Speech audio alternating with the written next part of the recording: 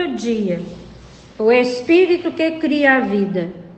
Mas eu vos digo a verdade, é melhor para vós que eu parta.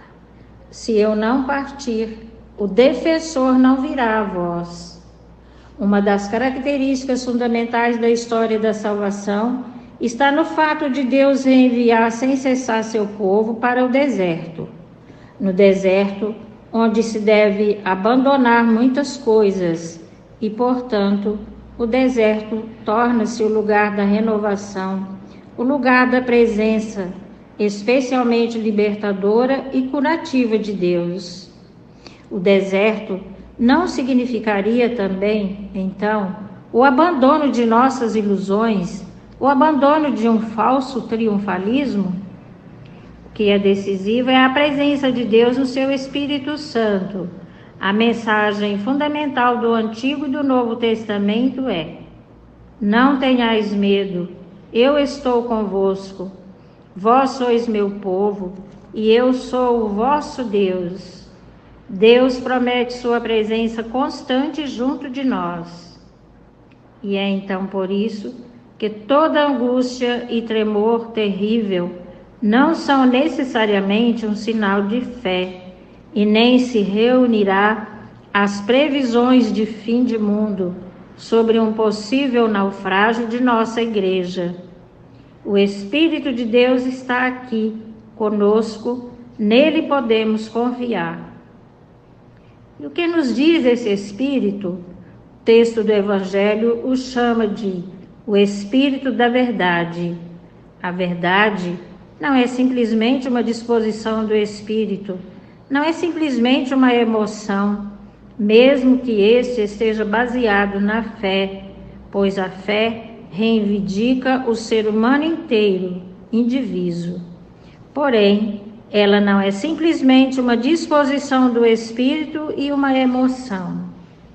De seu lado, a falha de razão existente hoje constitui sempre um perigo.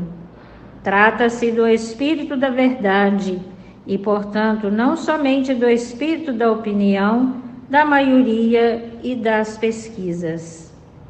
A verdade se chama fidelidade na Bíblia, e é por isso que está escrito: este Espírito vos recordará tudo o que eu vos disse. Ele não vai tirar nada, absolutamente nada de si mesmo.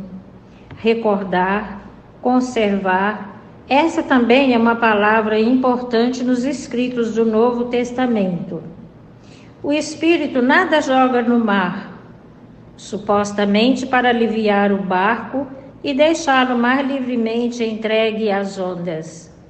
Ele não cria uma nova e uma antiga igreja, mas uma igreja renovada, em outras palavras, outra forma de ser uma e a mesma igreja. Ele nos recorda ainda que Cristo nos disse: ele nos conduz às fontes, à fonte da história santa.